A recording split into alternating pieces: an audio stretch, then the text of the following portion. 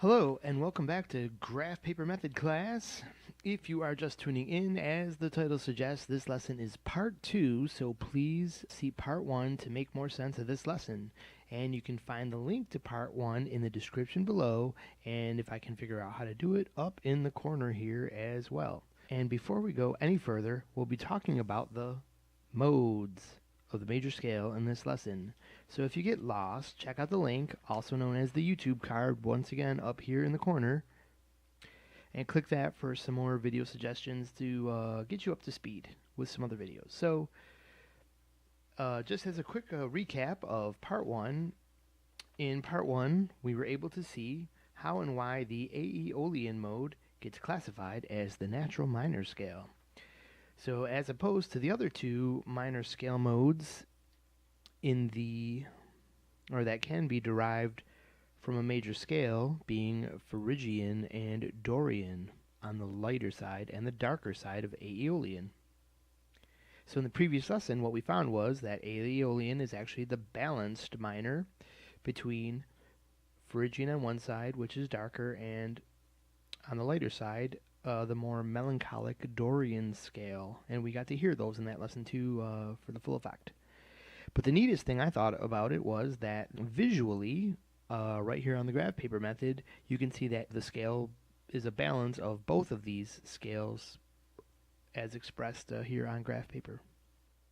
So now let's get our minds blown by watching how the exact same balance system is revealed in how Ionian gets selected to be the start of the major scale, as opposed to the two other major scale modes, Mixolydian and Lydian. So let's get started. Okay, first, what's the fundamental basic of a major scale system that we should be oh so familiar with? Have you guessed? So some of you would say that would be pretty much do, re, mi, fa, sol, la, ti, do. And you've heard of that, of course, right? Well, yes. And you think that's pretty useless information, right? Well, not so fast. Here's something to be certain of, and you really want to be certain of this as a guitar player, that the guitar fretboard uses a little nuance of the major scale to create an easy to find and navigate square of notes. We've gone over this in other videos, but just to recap quickly to get this video understood for those of us just popping into this video from nowhere. The point to solidify in your mind's eye is that this block system never changes and can be moved around the fretboard to play the major scale in any key from multiple starting points, and that do is always do. So be certain that do is always do.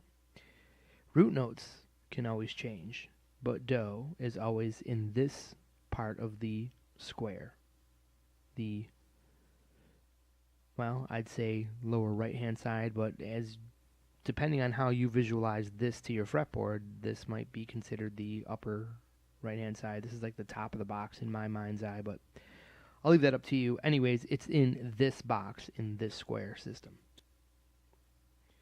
And you can see how we've oriented the fretboard here, pretty much like a typical scale chart with the low E string at the bottom and the high E string at the top. So moving on from do, re, mi, fa, sol, la, ti, do, let's just look at that again from do, re, mi, fa, sol, la, ti, do. Let's see how it plays out here in the square setup of the fretboard. It's do. Re is, just for example's sake, to make it all geometric here, re is a repeat.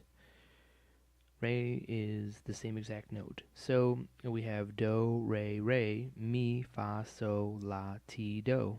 And it's this little nuance of half steps that create the, in the major scale, the ti, do, and the mi, fa are the things that worked on the fretboard to make it easy to navigate anywhere. You just have to know this secret. So, for example, a C major scale, C, D, E, F is the half step. G, A, B, C is the other half step.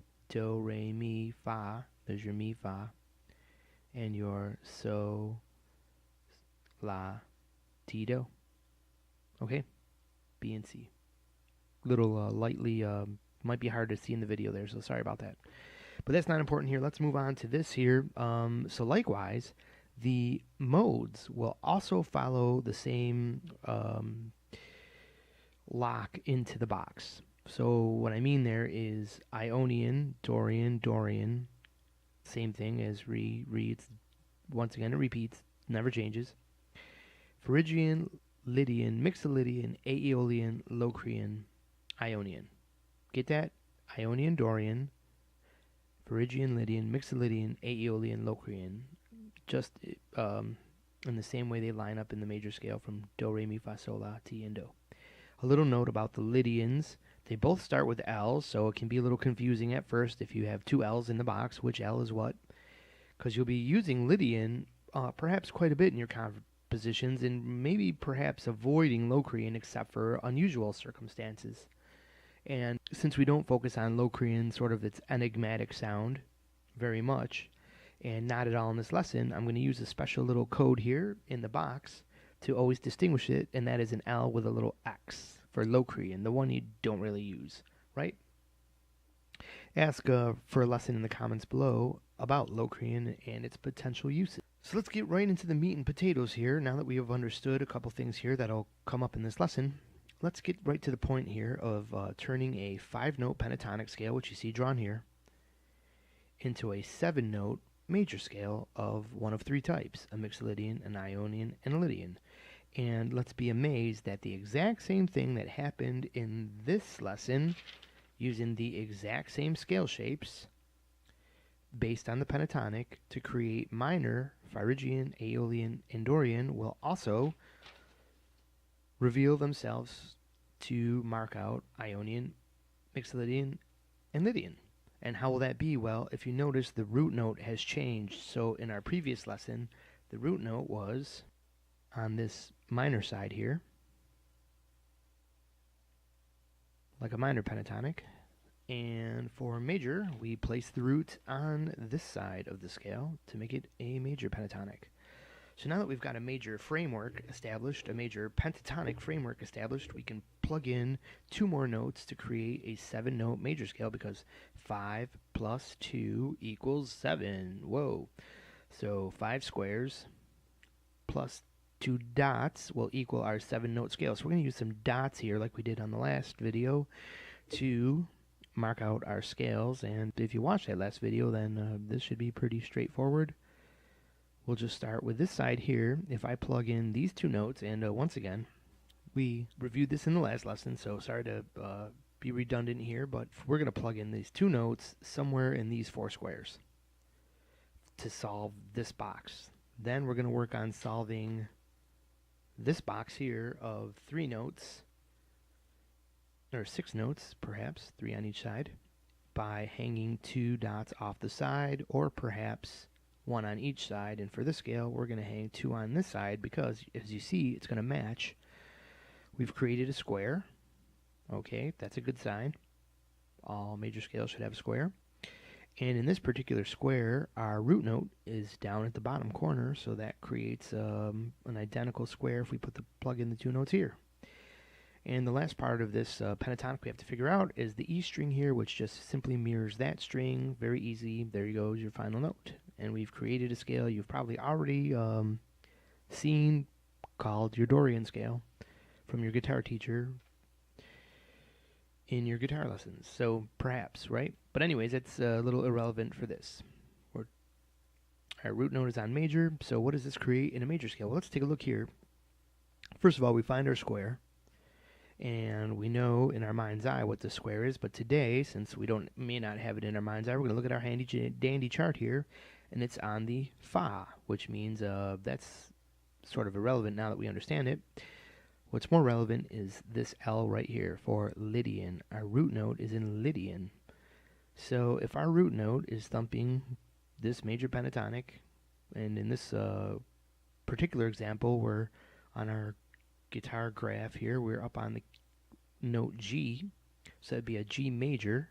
So if we were on a G major chord and playing this scale with including these, hanging these notes off the side of our pentatonic, that major pentatonic sound will become a Lydian sound, giving you that lighter than Ionian sound that you'll hear used by many artists to create something a little different to express themselves.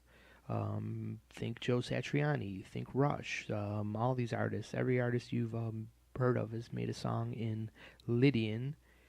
If they've perhaps released more than one song in their life. So there we have it, Lydian. Plug in everything to this side, and it's Lydian. So I guess that's all we're going to say about that. And let's erase that. Reuse our graph, because recycling is what we like to do here. Well, we need to solve our box here again, and this time we're going to shift all our notes to this side. We're going to plug in our 2 on this side, and what do you know, it makes a box. We have an empty box of notes here, and that is going to equal this and this, because as you might know, going down to there, going down to there is an octave on the guitar.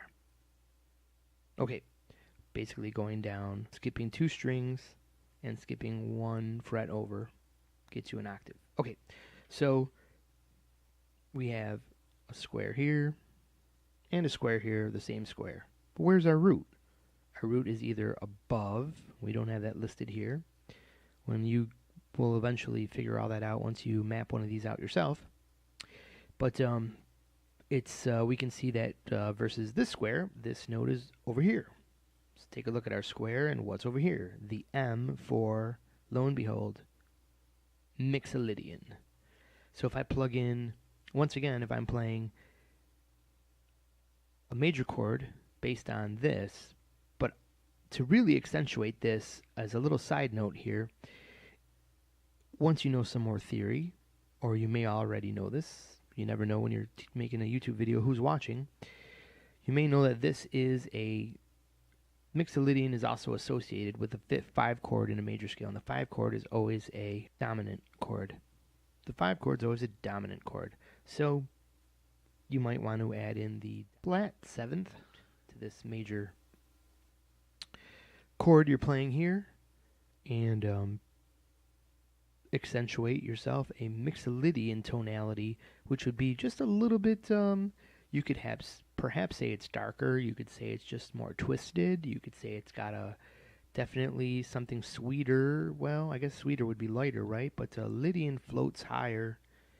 It's like usually associated with songs that are dreaming, flying, angels, angelic, something lighter, heavenward, right? Mixolydian, a little bit more party time than Ionian. It's got a little darker twist to it. So hang these notes on, your square is there, and you can easily use your mind's eye to find out what mode you're in, and you can see that Mixolydian hangs out on one side of the pentatonic, Lydian's on the other side of the pentatonic. Now let's balance both. What if I use one note from Mixolydian, but I use another note from Lydian, right? And to plug these in properly, well, I'm next to a green note here, but this note's more like the Mixolydian scale we use, so we're going to add that back up here, remember, in our octave, or you can just simply know that this version of the scale, when you use these 2 notes, you hang it right here and here on the outside. I've always found that super easy to memorize. My brain just works like that. Easy picture. So we have this scale now is your Ionian. Play a standard major chord there, in this case a G, and play these notes. Oh, and let's plug in this string here, which would be right up here, mirroring this string. Play these 7 notes, here's your square, and you're in Ionian. And sure enough, the note in our square, we should have this corner square lit up, and we do. There's our square, Ionian. There's our Ionian, balanced in between the 2, just the same as Aeolian was balanced in between darker Phrygian and lighter Dorian. So you can see the patterns here evolving of these crazy words you hear about the major scale and all these different modes and everything so crazy about it all. Well, here's some way to organize it and start to be able to harness this stuff when you want to create music that's expressing your emotions. So there we are, balanced at Ionian. And if you wondered, well, gee, hey, I see, like, the square should be here, but I noticed that this is looking kind of funky here and kind of funky there. Like, what's the jazz here? Why is our square not showing up, and why is it kind of funky here? Well, here's what you're seeing here. It's kind of visually creates a square there and there, but those you should consider blank right now. And you have the top half of your box here, your Pt.2 and your Mi-Fa is right here. So Aeolian ends up breaking the box up, which stacks up corner to corner in the same way that the octave pattern is on the bar. It would be T, T, T. Okay, but there's a problem. It works out here because here at the corner, the bottom corner start at the top corner, so it works. But here, why did it split right here? Well, remember, the B string has that one note shift where everything you do always shifts up. Remember that from you learning your caged chords, that note, that string always shifts up, so that creates a broken box here, which is the Т-Do Mi-Fa box, the Mi-Fa Т-Do box. Т-Do Mi-Fa. You know Т-Do Mi-Fa?